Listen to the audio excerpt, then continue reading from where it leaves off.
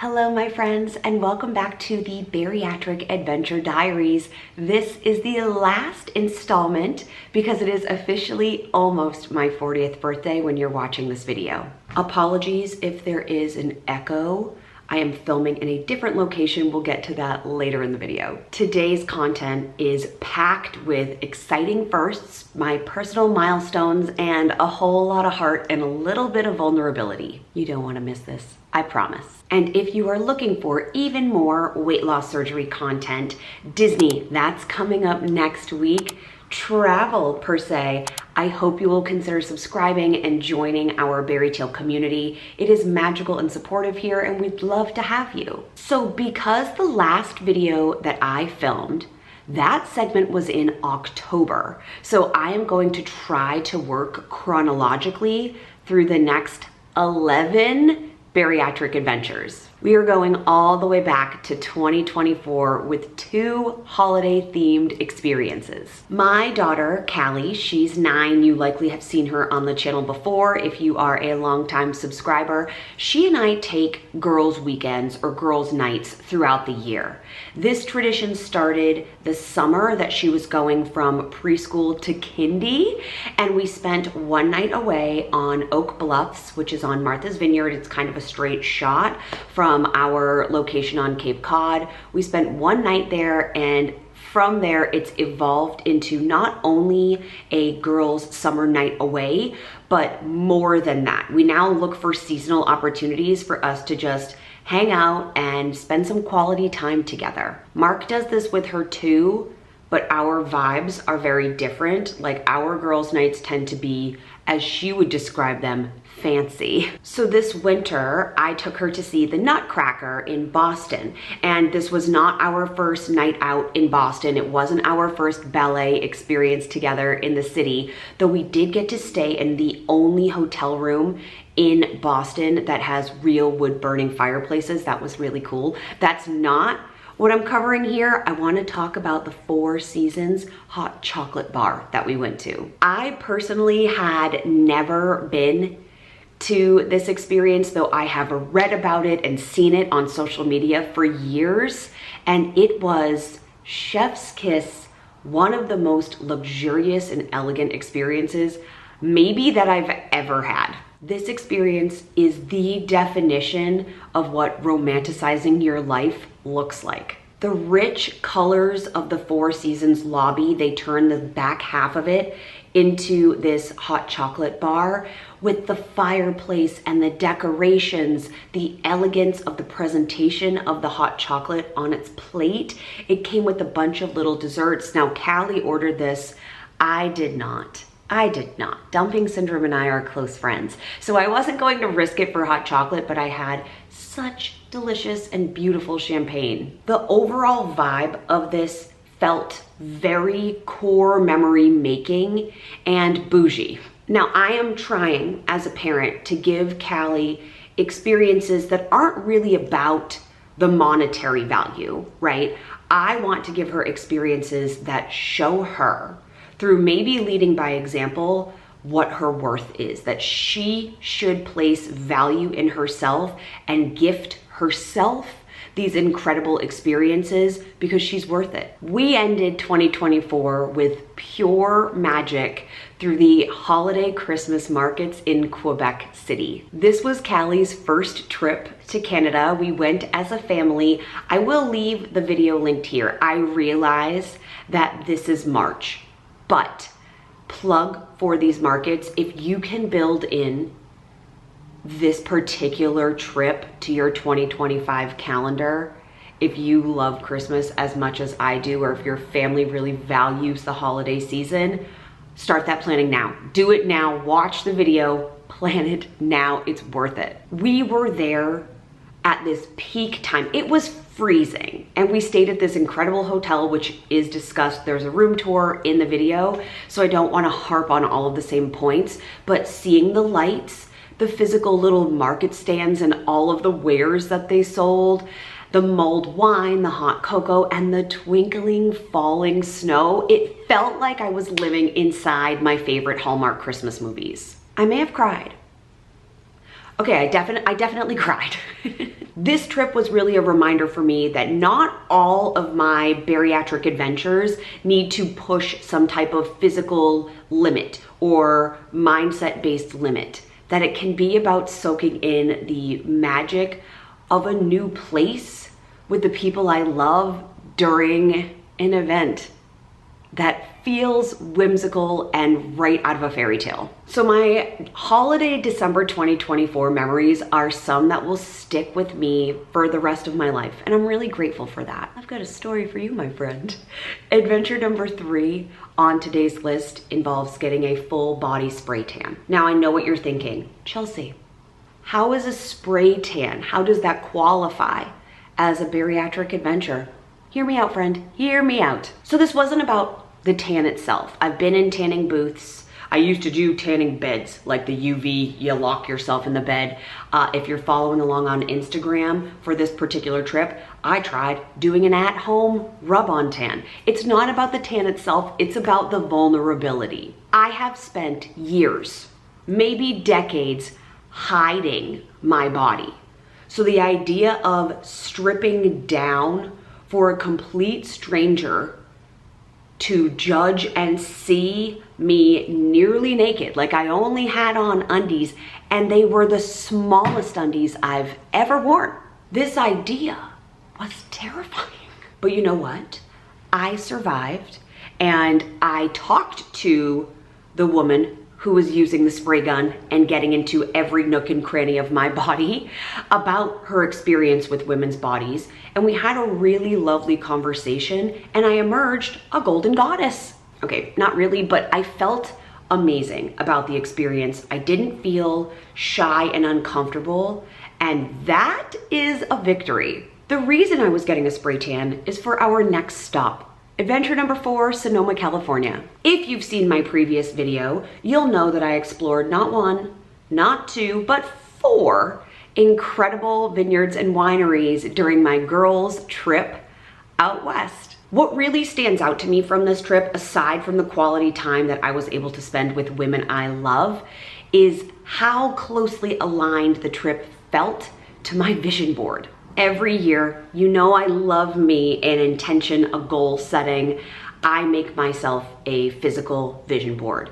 So sometimes that happens on Canva and I print it. Sometimes that happens on poster board with like actual physical cutouts. And on my vision board for the past 3 or 4 years has been this vineyard that has like these really beautiful topiaries and cutout stairs. It felt very Hispanic and wild but curated, and it turns out that that place was scribed and I physically got to go there. So being there, sitting at that table in the sun and having the best glass of rosé that I've ever had in my whole life felt like being at the center of my future self, my dreams and my goals. And it was a reminder that dreaming big, having a vision cast for yourself, and putting the effort in to make it happen actually turns your future self into reality. So getting the trip out of the group chat is kind of the checkbox in itself as the first, but it gets better.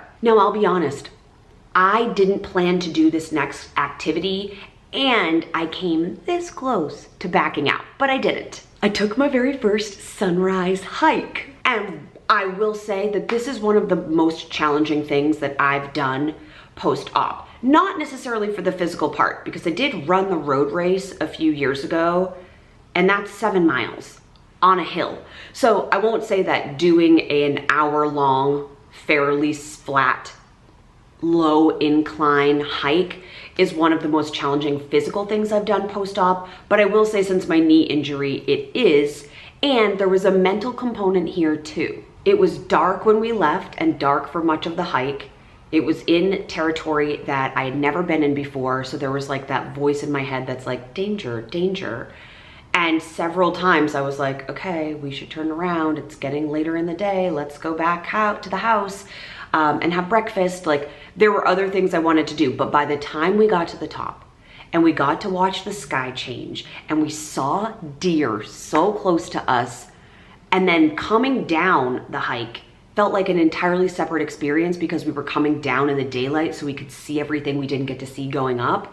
I was speechless. I was so glad that I did this. I still am, and it ended up being one of the most like profound parts of the trip for me. So like exploring the unknown and hiking is now just a part of my adventure style. And I can't leave this part of the video where we're talking about California without including some of these smaller firsts. So one of them was seeing the Golden Gate Bridge and driving across it in both directions for the first time. Like, this was majestic. And I'm not really an architecture type of girly, but this bridge, there is something about it. And I think it comes from my childhood of Full House, but amazing. Also, toward the end of this trip, we got to travel to a brand new city. I got to go to San Francisco for the first time. And on my bucket list, which I'm including here, I got to ride on one of the old trolley cars. Like, we navigated the trolley car system, and we rode in a Waymo, which is a driverless Uber, essentially. Like, there's no driver. It's all self-automated, which was crazy. So the trolley car was really fun. We got to like pull on the thing for the stop, and I got to go in a driverless car, which was nuts. So if you're keeping track, that brings us to number 8. So we've covered 7 firsts so far. Okay, can we talk about how ridiculous it feels to pack a bathing suit in the dead middle of winter to go to an adventure park? I am not a water park girl, period. I hate them. I find them all to be dirty, including, yes, the ones at Disney. Sorry. You don't have to feel the same way. I'm jumping in the timeline and going back because in January, so this was before California, for Mark's birthday, Margaritaville opened on Cape Cod, and that's his favorite hotel chain. So we had to go and spend a night, and we invited friends and family. It was really fun, but they have a water park. So in the middle of January, I had to pack myself a bathing suit to go into this water park. So in the summertime, wearing a bathing suit doesn't have the meaning that it used to have for me anymore. You know, I don't hate bathing suit shopping. I don't mind taking off my cover up to lay in my beach chair or in the sand or be in the water. Like, I look forward to those things. But in the dead of winter, there's something here that I was able to overcome. And it wasn't just about the water park, the lazy rivers, the adventures there. It was about how I felt in my bathing suit and not caring what anyone else thought. And to be honest, for years I avoided wearing a bathing suit anywhere. Now I live at the beach, right? You know that, I live on Cape Cod, but I would find reasons to wear like a little strappy dress on top of my bathing suit, or only take it off as I was getting in the water. I never wanted anyone to see me in my bathing suit longer than absolutely necessary. But in this post-op chapter of my life, I'm learning to rewrite this story. Once I physically took off my outfit that I had on over my bathing suit, I stopped caring. I was able to go around the lazy river with Mark and Callie. I braved the wave pool. I went in the hot tub. Like, it didn't matter that I was just walking around in my swimsuit for people to see. It just didn't matter. This milestone isn't about shedding my winter coat and popping out in a bathing suit dramatically. It was about how I show up for myself. And seriously, if I can brave a bathing suit in the dead of winter, you can do something bold for yourself today too. Our next stop is where I currently am. I am filming this for you in Nashville, Tennessee, in this little apartment that Mark and I have rented for a few nights. So I've been here before, and you actually came along with me. I will make sure that travel video is linked here as well. But this time, I am here not just for travel and fun. I'm here for something extra special. I am here attending a mastermind, my first ever mastermind, hosted by my business mentor. Now, I believe that mentors are people who don't ever even need to know who you are. And what I mean by that is I consider these bigger names in personal growth and development to be my mentors, right? Mel Robbins is my mentor. Michelle Obama is a mentor for me. We've never met, but I still consume their content and try to apply what I can from their messaging to my life.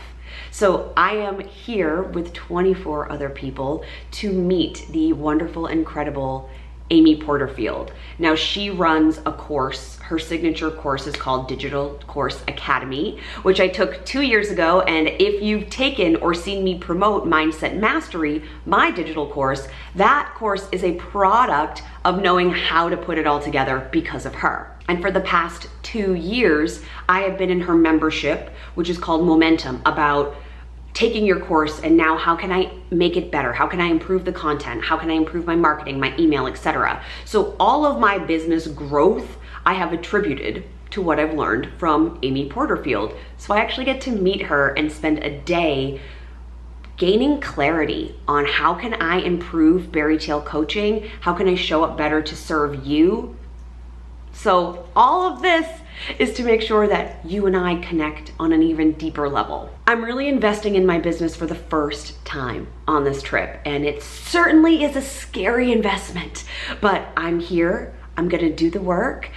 Full disclosure, when I'm filming this, I haven't actually met with her yet, but I know I'm going to be inserting footage. Stu McLaren will also be there. He's kind of the guru about memberships, so maybe something coming soon.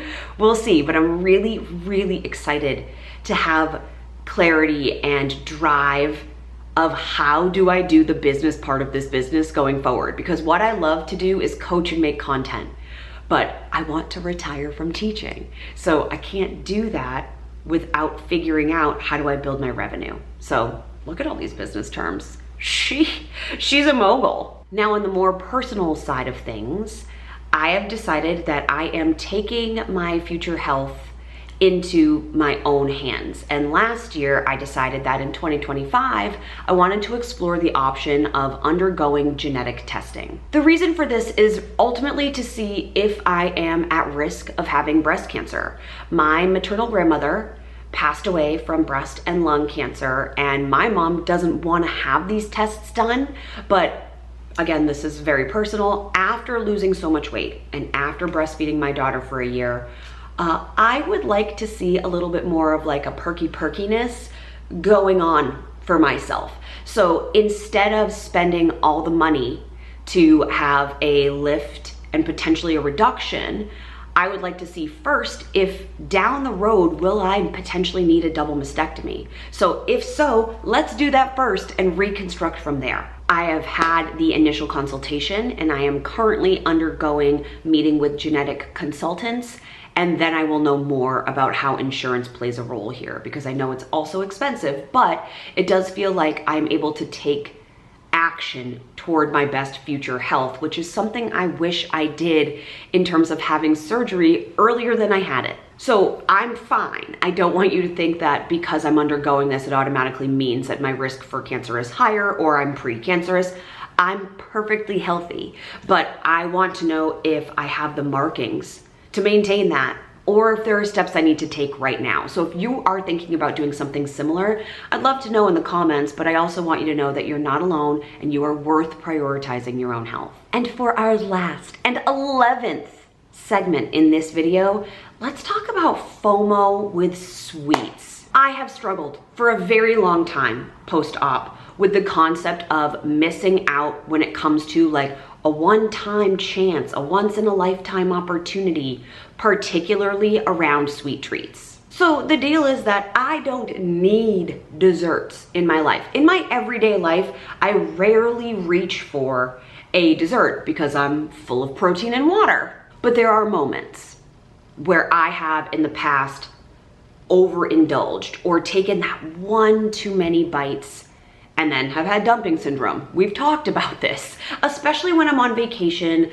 Disney festivals tend to be challenging for me emotionally, not physically, but emotionally, because I feel like, oh, if I don't get to eat this at this year's Food and Wine Festival or this year's Flower and Garden Festival, I'm not gonna have the chance to have it for at least another year, if not longer. But the reality is, I don't always need them. So at the recent reopening, every year we have a local ice cream shop. It's Dairy Queen, so it's a chain, but it closes for the winter, and every spring it reopens, and every spring I get my own treat, and we'll eat, like now, much less of it because I don't want it to hurt me, and ice cream and I don't get along.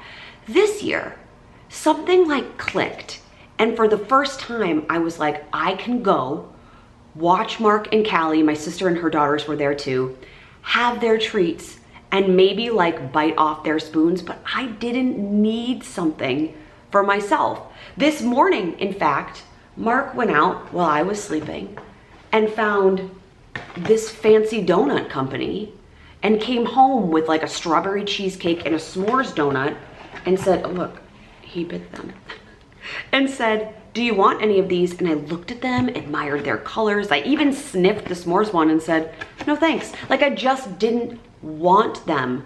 I didn't want to give up my bites for them. This is new. I am able to like appreciate the beauty and the aesthetic of a cereal bar, a donut shop. In fact, we passed one yesterday. It was like a cookie place, and not need to take the bites. So the lesson I'm learning is that things that used to tempt me post-op no longer have that kind of power over my mindset or over my ability to feel like I'm missing out. This isn't about willpower, because if I wanted to take a bite, I could and likely be done. It's not about willpower. This is about knowing what serves me and what doesn't.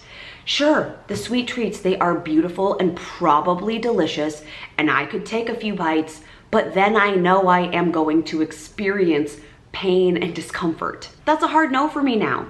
I'm not about that lifestyle. I want to be able to spend the day going to explore new places. Probably we could add the 12th. I'm gonna see the Grand Ole Opry today. But believe me, there is so much power and freedom in saying no. Having the mental power over your food noise, it's unmatched. So to my fellow post-op surgery friends, I want you to know that you can still enjoy what you want to enjoy and say no. You can have boundaries with what works for you and what doesn't, and still enjoy the moment. So there you have it, 11/12 adventures down. And I think that brings, if we tally everything up from previous videos, that brings us to 40 or potentially even over 40 new and first adventures before I turn 40 years old. I have to say that I honestly have loved creating this series over the past year for you. I love your suggestions. I think there's still so much more new to come, and I would love to carry it forward, but the title doesn't make sense. So maybe we'll just continue with the Bariatric Adventure Diaries, not 40 Under 40, because I turn 40 next week. And I hope that these adventures inspire you to take your own, no matter how big or how small. Could you comment below and tell me one adventure, one first, that you are experiencing, looking forward to experiencing, or have already experienced since January of this year? And remember, if you like this video, if you like this type of content, give the video a thumbs up. It lets me know what kind of content you want me to continue making into 2025, and share it with someone. Sharing is caring. Thank you so much for watching.